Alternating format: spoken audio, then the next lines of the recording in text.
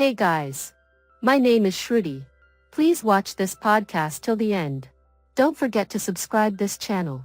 Share this video to your friends and family members who want to study in Banasthali Vidyapath. Thanks. Vidyapath. Thanks.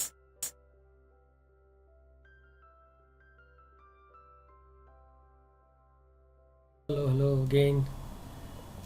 तो यार आपने क्या बोलते हैं बनस्थली के आपका जो रूम था वो आप अकेले मतलब एक लड़की को एक रूम मिलता था कि एक में दो या तीन लोग रहते थे? नहीं सर, एक्चुअली ऐसा होता था कि एक रूम में जो पीएचडी वाले बच्चे हैं वहां पर उनको एक रूम में एक ही बेड मिलेगा। सिर्फ एक ही लड़की रह सकती है पीएचडी में। ओके। पीजी और यूजी में एक रूम में 3 बेड मिलेंगे। और कुछ कुछ हॉस्टल्स 4 भी प्रोवाइड कराती हैं, जिसमें 4 सीटर और 3 सीटर तो होते हैं। ओके। तो आपके रूम में क्या सिचुएशन थी, मतलब आप अकेले ही थी कि कोई और था आपका पार्टनर?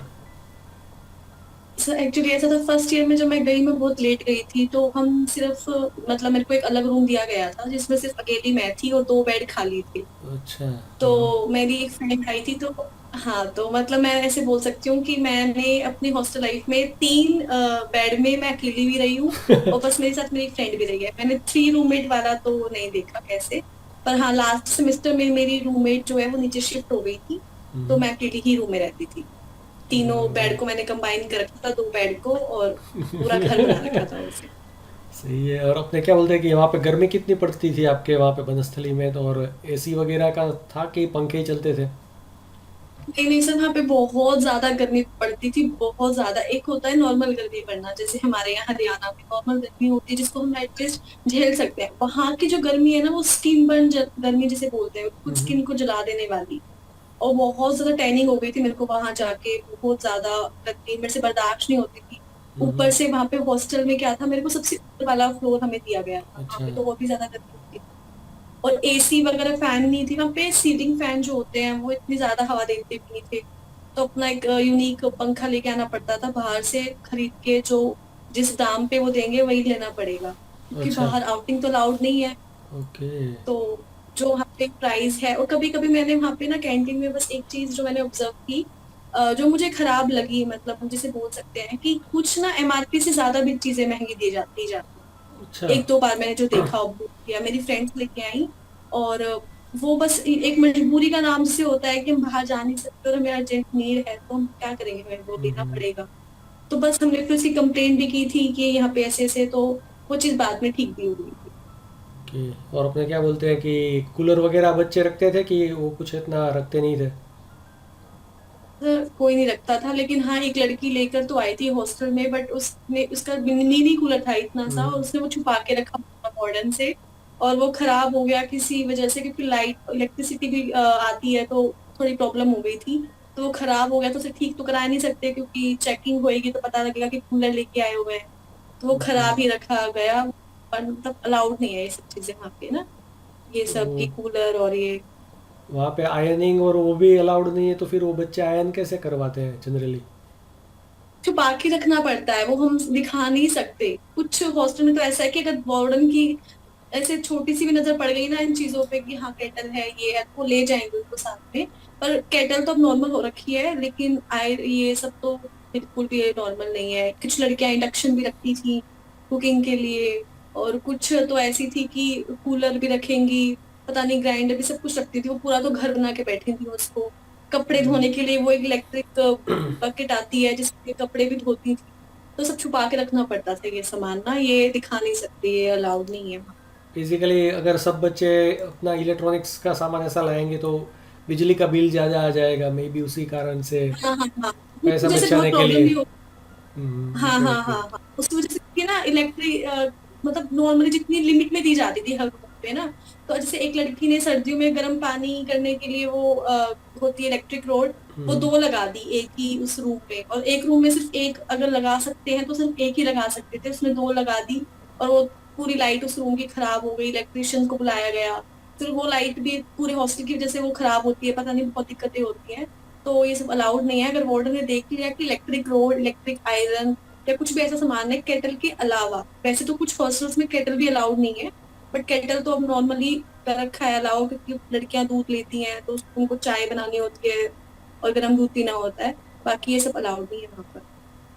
ओके। और वैसे तो फिर सर्दियों में पानी गर्म करना होता है, नॉर्मल भी पानी गर्म करना हो तो क्या सुविधा होती है, हाँ मतलब तो वो कि ठंडे पानी से ही नहाना है? केटल, नहीं नहीं नहीं, उसके लिए अलग से हमारी ना एक ऐसा होता था कि बाथरूम ना कंबाइन होते थे, मतलब हम्म। जैसे यू रूम के साथ अटैच्ड वॉशरूम नहीं है वहां पर। अच्छा, पूरा एक कॉमन हॉल बाथरूम बना हुआ फ्लोर है का एक। जिसमें, ओके। हाँ पूरे फ्लोर का एक होता था, तो उसमें पूरी एक ही टैप होती थी जिसमें गर्म पानी आता था। हम्म। तो लड़कियां अपनी बाल्टी लेके खड़ी हो जाती थी कि पहले अच्छा तुम लेके जा रही हो, अब हमारी टर्न है। फिर सर्दियों में लड़कियों की लड़ाइयां भी होती थी कि पहले मैं बकेट भरूंगी, नहीं पहले मैं भरूंगी, क्योंकि एक ही टैप में सबको नहाना होता था, गर्म पानी सिर्फ एक टैप में आता था, वो भी एक टाइम तक ही आता था, पूरा दिन वो भी नहीं आता। तो अच्छा, तो सर्दियों में थोड़ी सेंट्रल दिक्कत होती थी। सेंट्रल हीटिंग सिस्टम वगैरह कुछ रखा होगा, और एक साथ मतलब जिस सबको रश ना करना पड़े, इसीलिए हाँ बच्चे अपना खुद का कुछ गर्म करने का सामान जो है लेके आ जाते होंगे कि भाई अपना टाइम बच रखते थे, जाए। हाँ इसीलिए इसलिए। अच्छा, या तो हाँ फिर हाँ हाँ किसी को कुछ सुबह नहाना ना भी। हो ठंड में, तो दोपहर हाँ को नहा ले, मे बी ऐसा कुछ आइडिया जुगाड़ लगा ले। हमारे हॉस्टल, जैसे जिस हॉस्टल में मैं लास्ट टाइम थी, तीर्थम नाम था उस हॉस्टल का, उसमें ना सुबह भी पानी आता था, शाम को भी आता था, गर्म हम्म। टाइम आता था। और सुबह यह था कि 8 बजे से लेके 12 बजे तक आएगा, और शाम को 6 बजे से लेके रात के 9 बजे तक गर्म पानी। और कैंटीन में क्या क्या मस्त चीज़ें मिलती थी, मतलब आपकी फेवरेट चीज़ ऐसा कुछ हो कि वहाँ का ये जो है मेरी खाना ट्राई करना चाहिए फेवरेट ये चीज़ किसी को भी? मेरी फेवरेट चीज थी वहां पे रोल्स, मुझे काफी अच्छे लगते थे, वेज काठी रोल और हम्म। वेज पनीर रोल मुझे बहुत, मतलब बहुत ज्यादा। एक तो वहां पे सब कुछ बहुत एक्सपेंसिव था, नॉर्मल स्टूडेंट ओके। के लिए बजट फ्रेंडली फ्रेंडली होना काफी जरूरी है। वो सब कुछ बहुत एक्सपेंसिव देते हैं वहां पे, क्योंकि हम्म। सब बहुत अच्छी फैमिली से भी आते हैं, कुछ मिडिल क्लास फैमिली से भी आते हैं, कुछ बच्चे ऐसे हैं जो बिल्कुल अफोर्ड नहीं कर सकते, तो उनके लिए चाय पेटीज भी है। पर मेरे को जो अच्छा लगता था, बजट फ्रेंडली भी कह सकते हो, काफी टेस्टी भी लगता था, वो था काठी रोल। वो काफी 80 रुपीज उसका अमाउंट था, और वो बहुत, मतलब एक टाइम का पूरा आपका फुल मील बोल सकते हैं उसको। वो सही था। बाकी जो पार्टी वगैरह करनी है तो कैफेज में सब कुछ मिलता था। छोले भटूरे मेरे को वैसे पसंद नहीं है बिल्कुल भी, लेकिन काफी लड़कियां बहुत शौक से खाती थी, पाव भाजी वगैरह ये सब। हम्म। तो सब कुछ मिलता था वहां पे। वैसे काठी रोल काफी फेमस है वहां पे। लड़कियां बहुत लाइन में लग लग के काठी रोल का कूपन लेके खड़ी होती थी कि कब नंबर आएगा हमें रोल मिलेगा। अच्छा, तो ये मतलब मंगलवार को ही ज़्यादातर बच्चे खाते होंगे कि ऐसे भी खाते हैं कभी भी शाम के टाइम में भूख लग जाए तो? सर वैसे तो रोज ही खाती थी, कुछ लड़कियां तो शाम के ट्यूसडे को ना लोग भात कम खाते थे, वो इसलिए क्योंकि ट्यूसडे को अच्छा खाना मिलता था। अच्छा, तो जिस ओके। दिन अच्छा खाना मिलता था तो उस दिन तो कैंटीन अवॉइड ही करेंगे बच्चे। बाकी 6 दिन तो लगे रहते थे, शाम को अगर गए तो हाँ कुछ तो खा के आएंगे ही आएंगे, कुछ ना कुछ तो जाना चाहिए, तो वो ऐसा था कैंटीन, और अपने क्योंकि क्या हम रह बोल ही नहीं सकते उससे। और ये पिज़्ज़ा वगैरह भी मिलता होगा कि ऐसा कुछ, मैक्सिकन पिज़्ज़ा ये सब चीज़ें नहीं मिलती सर, थी? सब वहाँ पे पिज्जा सब कुछ मिलता था, मैं बोल रही हूँ वहाँ पे सब मिलता था। मतलब बट महंगा आपकी ना मिलता था। पॉकेट चाहिए, हाँ वो घर वालों की सरदर्दी है, वो आपको उतना पैसा भेज रहे हैं कि आप वहाँ पे खा सको इतना। नहीं बाकी बहुत सब कुछ अच्छा था, लेकिन बस थोड़ा सा अमाउंट ज्यादा था हर चीज का, मैंने बताया ना, मजबूरी भी जिसे बोलते हैं कि हाँ अगर आए हैं तो खाना है तो। नॉर्मल जैसे हमारे यहाँ पे एक प्राइस होता है, उससे थोड़ा सा कह सकते हैं ज्यादा था वहाँ पे। तो ये चीज भी देखनी पड़ती थी कि अगर खा लिया तो हफ्ते में एक दो बार खा लिया, रोज रोज तो कोई नहीं खा सकता इतनी महंगी चीजें। और जिसको अपने पढ़ना है वो तो अपने नोट्स अपने क्या बोलते हैं कि वैसे इन जनरल आपको खाने में क्या पसंद रहता है, मतलब अगर आप कहीं पे जाते हैं फैमिली के साथ या तो फ्रेंड्स के साथ, तो क्या खाते हैं कि ऐसा कुछ फिक्स नहीं है, जो भी जिसने ऑर्डर कर दिया, जो भी जिसको मन हो नहीं सर, एक्चुअली फ्लो के मेरे साथ को चले गए? पसंद है, नहीं मेरे को कुछ भी दे दो, मुझे वो ही पसंद है, बट स्पाइसी होना चाहिए। वो तो फीका खाना और बॉइल्ड खाना मुझे नहीं पसंद। मेरे को राजमा चावल बहुत पसंद है, मेरे को कढ़ी चावल तो मेरा हॉस्टल में फेवरेट था, मतलब थर्सडे वाले दिन डिसाइड होता था अच्छा, कि कढ़ी बनेगी थर्सडे को। ओके। उसके लिए तो मैं अपनी क्लास भी छोड़ देती थी, क्योंकि मुझे 12 बजे वाली क्लास होती थी, और 12 बजे बिल्कुल गर्म कढ़ी तैयार होती थी हॉस्टल में, और 1 बजे अगर हम जाते थे तो ठंडी हो जाती थी। अच्छा। बट मेरे को कढ़ी चावल तो मेरा ऑल टाइम फेवरेट है, राजमा चावल मेरा फेवरेट है। स्पाइसी फूड कोई भी हो चलेगा, लेकिन ये फीका खाना और बॉइल्ड खाना मुझे नहीं पसंद बिल्कुल और भी। साउथ इंडियन खाना आपको पसंद है, गुजराती कभी आपने ट्राई किया हो? वैसे वहाँ पे तो मैंने गुजरात थोड़ा बहुत शायद तो गुजराती मिलता होगा। ट्राई नहीं किया मैंने। अच्छा, हाँ शायद राजस्थान में थोड़ा बहुत तो मिलता होगा, बट इतना वैसे गुजराती खाना पॉपुलर नहीं है, जैसे पंजाबी खाना सब जगह पॉपुलर है और साउथ इंडियन खाना बस पॉपुलर है, बट गुजराती इतना पॉपुलर नहीं है। और उसका सर कोई ऐसा ऐसा तो नहीं स्पेसिफिक है है नहीं लेकिन है, रोटी रोटी सब्जी ही होता है, बट जैसे साउथ इंडियन है तो उसका थोड़ा सा अलग है। यहाँ पे। हाँ वहाँ पे हॉस्टल में सब मैंने बताया ऑल ओवर इंडिया से लड़कियां आती थी वनस्थली में, तो हर स्टेट का खाना भी मिलता था वहाँ पे। जैसे हरियाणा का आपको पता ही होगा, साग और रोटी हम्म। सब वही मिलता था, बाजरे की रोटी वगैरह। और पंजाब का आपको पता है, छोले भटूरे हुए, छोले लस्सी, सब ये सब मिलता था। साउथ इंडियन में हमें ना डोसा भी मिलता था वहाँ पे हम्म। हॉस्टल में। इडली सांभर डेली रहता था शाम के इवनिंग स्नैक में। हफ्ते में 2 दिन तो हम्म। इडली सांभर, वेज इडली मिलेगी, फ्राइड इडली मिलेगी, मतलब वीकली इडली तो मिलती थी। हम्म। और गुजरात का मैंने मेरे रूम से 2 रूम छोड़ के एक लड़की थी गुजरात से, मुझे याद नहीं उसका नाम एक्चुअली। वो लड़की जो थी वो बताती थी कि उनकी ना दाल जो है वो थोड़ी मीठी होती है। उसने हम्म। बताया था कि गुजरात में थोड़ी मीठी दाल हम्म। और हर चीज में मीठा डाल के ज्यादा खाते हैं। तो हम्म। ऐसा मैंने खाया नहीं है गुजराती फूड, बस सुना है कि मीठा हम्म। खाते हैं शायद लोग वहाँ पे। और राजस्थान में तो मुझे लगता है बहुत कुछ ज़्यादा ही तीखा खाते हैं, राजस्थान है और नॉर्थ नॉर्थ ईस्ट के वहाँ पे भी हाँ ज़्यादा हाँ बहुत कुछ एक्सट्रीम तीखा खाते हैं। हाँ सर, यूपी और हरियाणा में तो बहुत ज्यादा खाते हैं। अच्छा। राजस्थान का मुझे मसाला थोड़ा डिफरेंट लगा यहाँ के अच्छा। मुकाबले। यहाँ का जो खड़ा मसाला है मतलब बहुत स्पाइसी है, लेकिन राजस्थान का बैलेंसिंग है, मीठा भी जाता है और स्पाइसी भी जाता है, वो अच्छा। बैलेंसिंग है। नॉर्थ साइड का अगर मिर्च डाल रहे हैं तो वो मिर्च तीखा ही बनेगा, वो मीठा ओके। देगा ही नहीं खाना।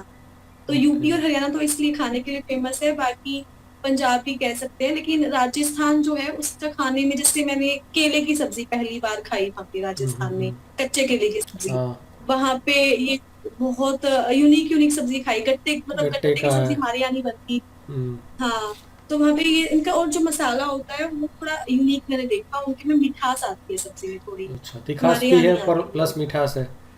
तिखास के साथ हाँ मिठास। हाँ अच्छा। हम्म। हाँ, तो वो हर कोई खा सकता है वो, क्योंकि बच्चे हर कोई बच्चे ऐसे भी।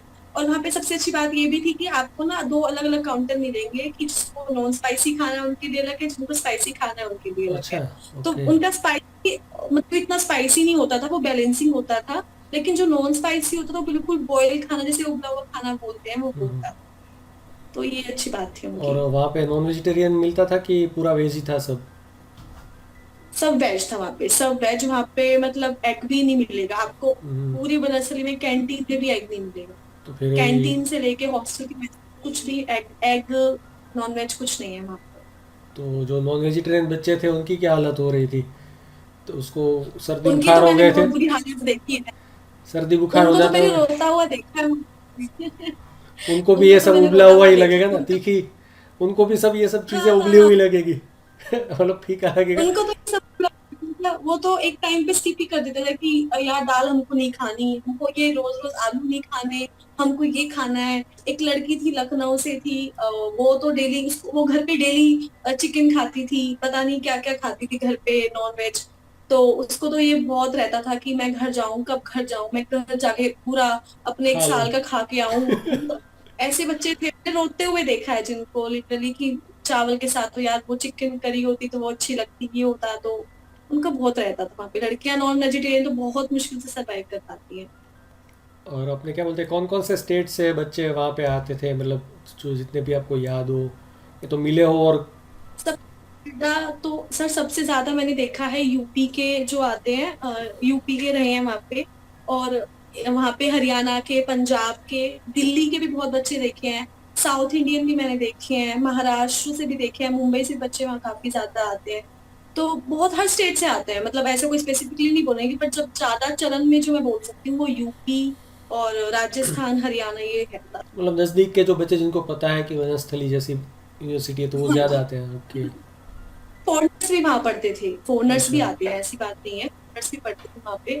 पर हाँ, जो वो उनका एक अलग हॉस्टल उन्हें दिया गया था कि वो गर्मी में सर्वाइव नहीं कर सकते, तो उनके एसी लिए एक होगा। अलग से फैसिलिटी। हाँ, तो और वो भी उनके लिए पानी वेजिटेरियन ही की खाते थे? फैसिलिटी भी, क्योंकि बाहर के उनके यहाँ तो बच्चे। सर मुझे आइडिया नहीं है, मतलब उनको भी वेजिटेरियन, वो फर्स्ट रूल ही वहां पे यही है ना कि आपको वेजिटेरियन फूड ही मिलेगा, वो फर्स्ट कंडीशन ही वही है। अब अच्छा। एडमिशन ले रहे हो तो फिर उसके ले रहे हो ना। उसकी तो और क्या हालत होती उनको होगी पहले है? बाहर के बच्चे की तो क्या हालत हो। बहुत बुरी ऊपर सही से है। खादी पहनना होता था, अरे। सूट पहनते थे वो भी हमारी तरह, हम्म।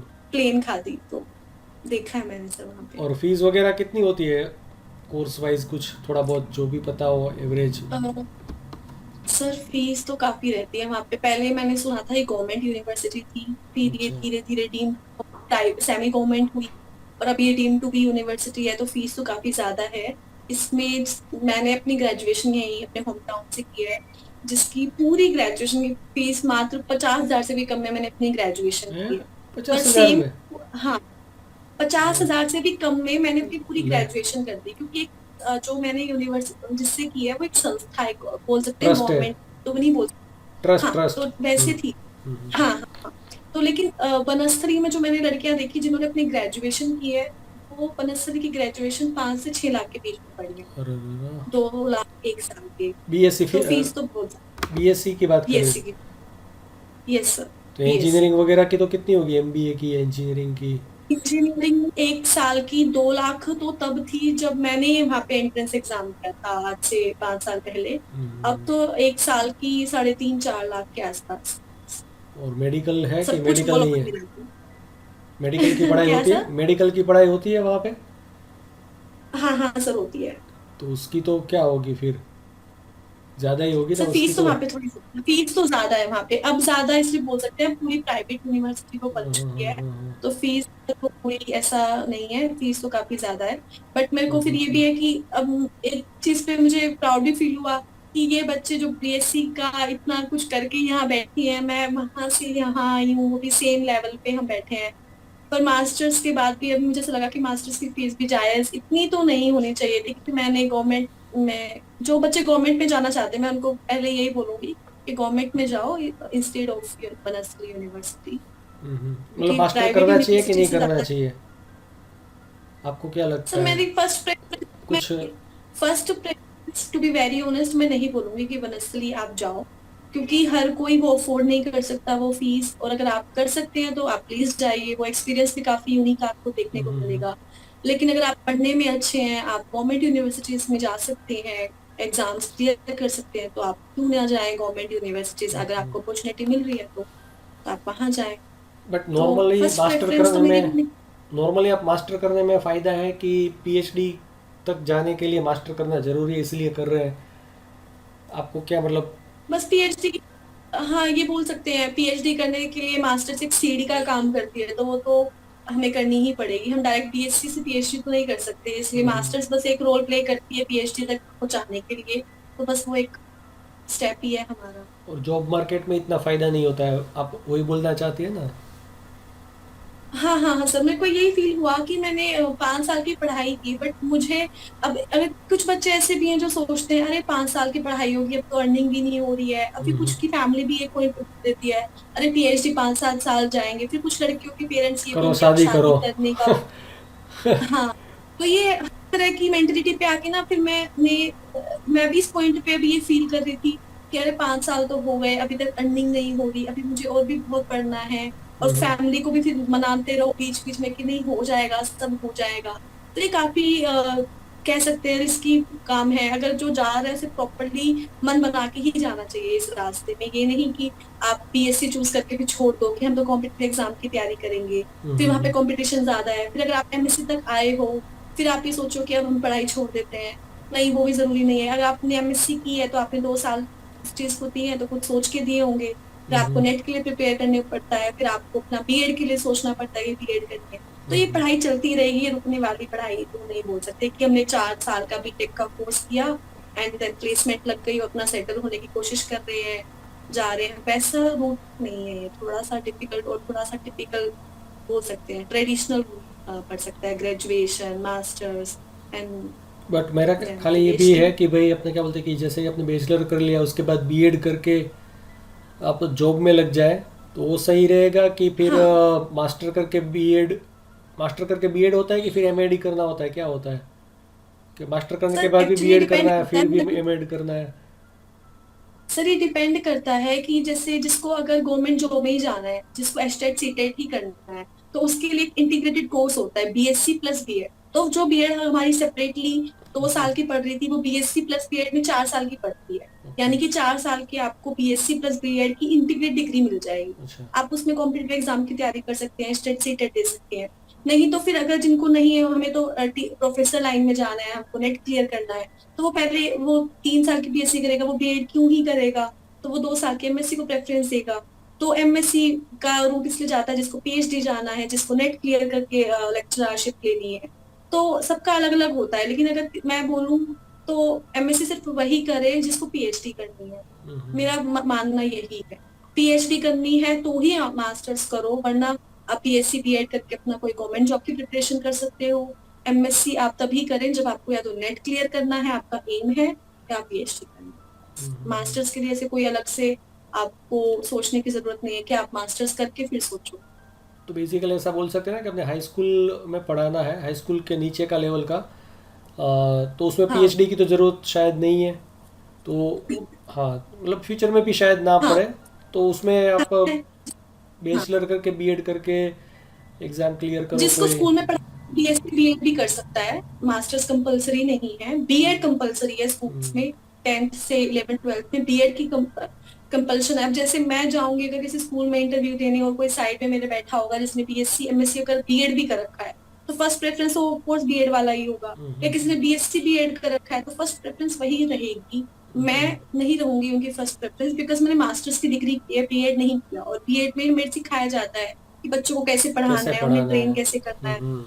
हाँ, तो वो बीएड मेन रोल प्ले करता है स्कूल लाइफ में। बट अगर हम टीचिंग बात करें कॉलेज लाइफ में, बड़े बड़े यूनिवर्सिटीज लेवल पे, तो बीएड का रोल नहीं रहता वहां पे, बस अपना मास्टर्स का रोल रहता है, एंड अपना नेट का एग्जाम दो, फिर अपना इंटरव्यू क्लियर करो, बस ये रहता और अपने क्या बोलते हैं कि बैचलर्स के बाद टीचिंग लाइन में और मास्टर्स के बाद टीचिंग लाइन में कौन कौन सी एग्ज़ाम्स होती है, और अप्रोक्सीमेटली जो भी आपको पता है कि भाई कितने बच्चे उसमें बैठते हैं, जैसे 10 लाख 15 लाख बच्चे बैठते हैं, या तो गवर्नमेंट जॉब के लिए भी जो जो एग्ज़ाम्स है, और सक्सेस रेशियो कितना है, 1% है, 10% है। जैसे यूपीएससी का है तो जेडब्ल्यू का है, तो उसमें भी बहुत कम परसेंटेज है। तो इसमें कितने बच्चे हर साल बैठते हैं अप्रोक्सीमेटली, अगर आपको पता हो है। तो। सर नेट में तो हर साल बहुत बच्चे बैठते हैं, मेरे को एग्जैक्टली कोई अप्रोक्सीमेशन आइडिया नहीं है कि इतने ओके। नहीं बैठते हैं।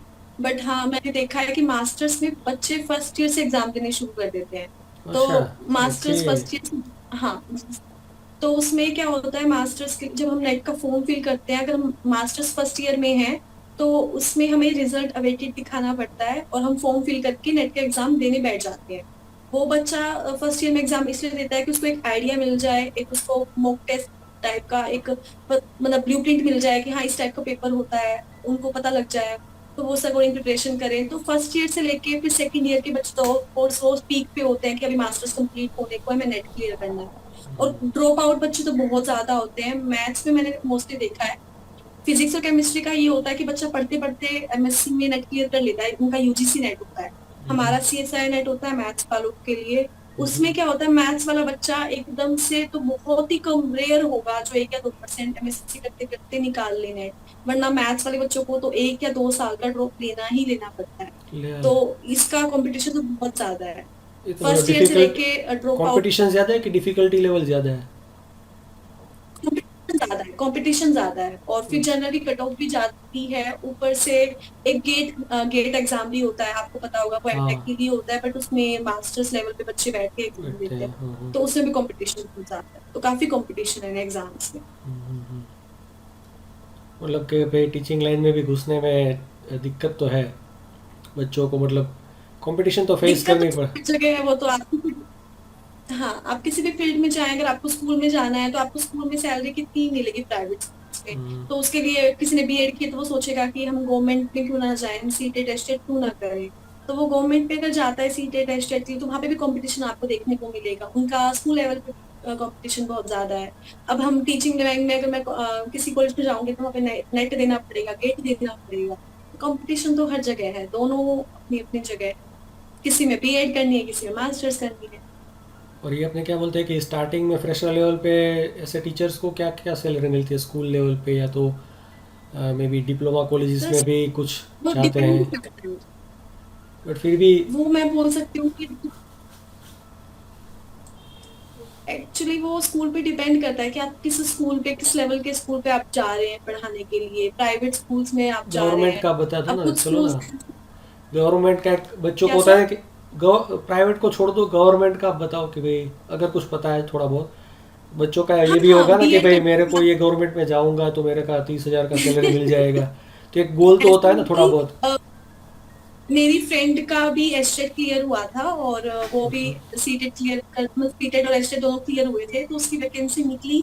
तो उसकी इनिशियली जो सैलरी है 40 to 50 के बीच में इनिशियल। अच्छा, वो तो अच्छा ही आफ्टर है ना वन टू यार। Two years promote. हाँ, तो काफी अच्छी ये अच्छा सैलरी है। मुझे लगा। हाँ, 40 to 50 के इजीली मिलता है। वो इनिशियली है, वो डिपेंड करता है कि कौन से सेक्टर, कौन से एरिया में गए हैं। बाकी 1-2 साल के बाद वो बढ़ के इंक्रीमेंट बोलते हैं 60 to 70 भी जाती है। लेकिन अगर हम प्राइवेट स्कूल में बात करें बिना एस्टेट सीटेट के, तो मैक्सिमम से मैक्सिमम 25 और 30 पे रुक जाती है सैलरी। इससे ज्यादा नहीं जाती, 30 से ज्यादा तो बहुत रेयर होगा। लेकिन अगर आपने, हाँ, बीएड कर रखा है, और आपने, अगर कुछ स्कूल्स ऐसे भी हैं, आजकल स्कूल्स में भी वैरायटी हो गई है, स्कूल्स हम्म। वाले भी नेट मांगने लगे हैं कुछ स्कूल्स में। तो फिल्टर कंपल्शन हो गया है नेट भी। फिल्टर फिल्टर हाँ तो ज्यादा वो एप्लीकेशन आ रही है तो हाँ फिल्टर मार रहे हैं ये लोग। हाँ, तो फिल्टर वो डिपेंड करता है कि आप किस लेवल के स्कूल में जा रहे हैं। काफी न जाने माने स्कूल में जा रहे हैं, और हर इस एरिया का एक होता है ऐसा स्कूल जो काफी फेम और नेम भी रहता है, तो डिपेंड करता है वो आपको कितना पे कर रहे हैं। बट गवर्नमेंट में 40 to 50 इनिशियली रहती है। जो, अगर आपको एस्टेट सीटेट अगर आपका क्लियर है और आपने बीएड कर रखी है तो। ओके। और ये अपने क्या बोलते हैं कि यूट्यूब में अभी आप फ्यूचर में किस तरीके का कंटेंट बनाना चाहती है? अगर व्लॉगिंग तो चलो है ही है, क्योंकि लड़कियों के हाँ हाँ सेक्टर सर। में एक तो गेट रेडी विथ मी वाले होते हैं, फिर अपने व्हाट इनसाइड माय बैग और ये सब बेसिकली इस तरीके के भी काफ़ी पॉपुलर होते हैं। तो आपको मतलब, या तो फिर टीचिंग वाले भी कुछ कुछ करने, फिर ये भी काफ़ी चलते हैं चैनल के भाई अलग अलग, जैसे कि एग्ज़ाम्स की बात कर ली, या तो यूनिवर्सिटीज़ में ये यूनिवर्सिटीज़ का ये रैंक है, इसमें इतना कट ऑफ है, ये सब चीज़ें बताने वाले मेरा वीडियो भी है। ऐसा, मुझे मुझे ना ऐसा कुछ स्पेशल, मतलब बोल सकते हैं स्पेशली, मेरे को कुछ ब्यूटी ब्यूटी का कुछ मुझे आइडिया नहीं है, मुझे कुछ नहीं आता मेकअप वेकअप करना। तो इसमें तो मैं बिल्कुल नहीं जा सकती, और चाय। अगर गई तो मेरा बहुत बुरा हाल हो जाएगा। उन पे तो रोस्ट वीडियोस आने लग जाएंगी, कुछ आता ही नहीं है और आ गई सिखाने। तो मेरे को अगर ऐसा मौका मिलता है कंटेंट बनाने का, तो मैं लोगों के लिए मोटिवेशन का काम करूंगी, कि मैं कुछ ऐसे आऊं वीडियो में कुछ बोलूं जिनको, बच्चों को बूस्ट अप करूं, और कुछ अपने बारे में बताऊं। स्टडी से रिलेटेड कंटेंट बनाना प्रेफर करूंगी, क्योंकि मेरे को पढ़ना और पढ़ाना, मैंने बताया आपको, मुझे दोनों पसंद है। अगर कुछ ऐसा कंटेंट मिलता है तो कुछ, मुझे फ्री टाइम में मेरे को मूवीज देखना काफी पसंद है, सीरीज देखना काफी पसंद है। तो हाँ, अगर ऐसे कुछ कंटेंट मिलता है, टॉप 5 मूवीज, टॉप 10 मूवीज, तो मैं ये बताना प्रेफर करूंगी। मतलब ऑडियंस को काफी इंफॉर्मेटिव वीडियोस देना प्रेफर करूंगी, एंटरटेनमेंट से रिलेटेड। काफी ये नहीं कि बोरियत महसूस हो लोगों को, काफी अच्छे मिल जाएंगे ब्यूटी और ये लाइफस्टाइल बताने वाले। नहीं, बट फिर ऐसा भी कुछ मेरा कंटेंट उसमें है। भी यार वो लोग जो इन्फ्लुएंसर है वो काफ़ी महंगे होते हैं। मतलब कोई अगर उनको हाँ, हायर करना चाहे प्रोडक्ट रिव्यू करवाने के लिए तो बहुत महंगे होते हैं, जो मतलब ब्यूटी वाले जो है सबसे बहुत महंगे महंगे होते होते हैं। हैं। हाँ क्योंकि वो हाँ सर, मुझे ग्रो भी करते हैं ज़्यादा इस फास्ट, चीज और की। काफ़ी अच्छा सेक्टर है मे बी। Yes sir. और अपने क्या बोलते हैं कि आपके ग्लासेस जो है वो अपने आपके वीडियोस में शायद नहीं थे, तो वो आप लेंस पहनती थी कि ग्लासेस अब आए हैं? क्या उसका है सीक्रेट कि वो एक्चुअली उस टाइम पे खाली निकाल लिए थे आपने? नहीं नहीं सर, वो मैं निकाल देती थी। एक्चुअली क्या अच्छा, होता था ओके कि ओके मैं वीडियो बनाती थी ना, तो सारा टाइम ही चश्मा नहीं लगा के रखती थी। तो ओके। बस जब वीडियो बन रही होती थी तब निकाल दिया। पढ़ती रहती हूँ तो चश्मा तो लगाना जरूरी है, वरना आंखें तो कमजोर हो ही जाएंगी। इसलिए चश्मा भी लगाती पढ़ते वक्त ही। पर अब तो मैं ऑल टाइम लगाने लगी हूँ। लेकिन मैं वीडियो जब बनाती थी तब तो मैं नहीं बनाती थी, क्योंकि फिर वो कैमरे में स्पेक्स का रहता है ना काफी, तो रिफ्लेक्शन इसलिए आता है, अच्छा मैं नहीं लगता उतार है। देती। हाँ और आपको फर्स्ट फोन और लैपटॉप या तो कंप्यूटर कब मिला था? कुछ उसकी यादें हो आपको, कुछ ऐसा हो? या तो फर्स्ट तो मुझे टेंथ स्मार्टफोन, क्लास में। हाँ, स्मार्टफोन इंटरनेट टेंथ क्लास है में अंदर, उसमें पहले आप फोन। फेसबुक भी एक्सेस कर सकती है, इंस्टाग्राम भी एक्सेस कर सकती है। ऐसा कब हुआ था? सर मेरे को टेंथ क्लास में मिला था, क्योंकि हमारा ऐसा था कि मैं पढ़ने में बहुत अच्छी थी। तो मेरे को नेट चाहिए होता था, तो मैंने बहुत जिद की कि मेरे को लैपटॉप चाहिए, मेरे को फोन चाहिए, मेरे को पढ़ना है, 10th बोर्ड एग्जाम्स है। तो घर वालों ने मुझे एक छोटा सा फोन ला के दिया था, वो बिल्कुल उस टाइम नया नया आया था, मुझे तो ब्रांड ही याद नहीं, कोई लोकल ही फोन था। और बहुत छोटा सा था, उसी में बस मैंने अपनी सोशल कहते हैं, मैं जब यूट्यूब देखना स्टार्ट किया, फेसबुक चलाना स्टार्ट किया, व्हाट्सएप सीखा 10th क्लास में। जैसे आजकल के बच्चे तो 6-7 में चलाते हैं, हमने तो 10th में सीखा था। तो बस एक छोटा सा फोन था, और तब से तो बस हाथ में फोन ही है। क्योंकि यार इंस्टाग्राम जो है ना, वो मुझे लगता है कि लड़कियों ने पूरा डोमिनेट कर लिया है। ऐसा भी आप बोल सकते हैं कि इंस्टाग्राम के कारण जो है, वैसे इंस्टाग्राम खुद तो यार कुछ पैसा देता नहीं है, बट फिर भी उसके ऊपर आपके अगर पॉपुलैरिटी है तो ब्रांड कोलोब्रेशन में काफ़ी लोग में भी पैसा कमाते हैं ब्रांड लड़के। कोलैबोरेशंस पे काफी है। मैंने एक मे बी एक अपने जापानीज़ यूट्यूबर था, मतलब इंडियन जापानीज़ था, तो उसको भी अप्रोच किया था। तो उसने तो कितने मांगे थे, कुछ $10,000 के आसपास मांगे थे एक पॉडकास्ट करवाने के लिए। मैंने कहा भाई इतने पैसे तो बहुत ही ज़्यादा होते हैं। पॉडकास्ट के भी, नहीं सर, एक्चुअली पॉडकास्ट करवाने के भी हमको पैसे देने पड़ते हैं, मतलब देने पड़ते हैं। तो लोग जो है हाँ, मतलब वो तो एक होता ही काफ़ी है। बढ़िया बिजनेस है मेरे हिसाब से। और काफ़ी यार टीचिंग फील्ड में भी काफ़ी पॉपुलर यूट्यूबर्स आ चुके हैं, मतलब जो कि मतलब क्लासरूम स्टडी ही दिखाते हैं, तो वो भी काफ़ी हम्म। सक्सेसफुल है मेरे हिसाब से। और मे बी उनको वॉच टाइम भी हाँ, आजकल ज़्यादा मिलता होगा। चलन है आज। आजकल पॉडकास्ट काफी मैंने देखा है ट्रेंड में चल रहे हैं, हर कोई पॉडकास्ट शूट करना चाह रहा है, लोगों को इंस्पायर। मेरे को लगता है पॉडकास्ट सब सही मायने में वही है कि हम किसी को अपना मैसेज दे सकें, और वो मैसेज कोई नेगेटिव ना होकर के, ज्यादा हाइप में ना होकर के, फेक ना होकर के, एक रियल हो, जो हमें सोसाइटी से जोड़ के रखे। हमें अपने बारे में भी सोचना है, अपनी फैमिली के बारे में भी सोचना है।